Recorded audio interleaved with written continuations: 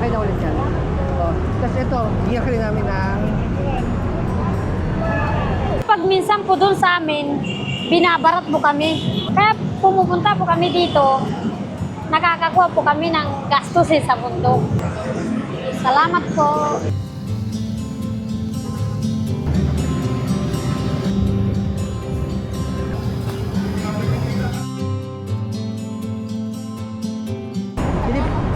Bili pa ulit kami ng 2 kilo pa.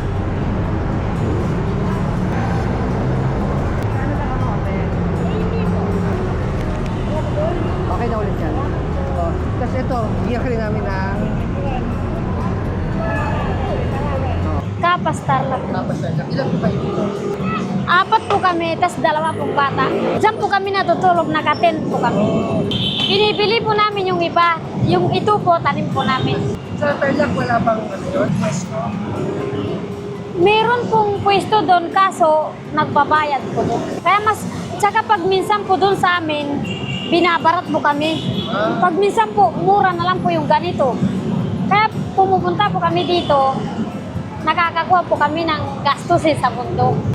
Wala kami sa kuya. Salamat po. Tsaka ano, bibigyan ako sa ito. Grocery ito. Salamat po. Para may Okay, ganun po sa bundok. Salamat po.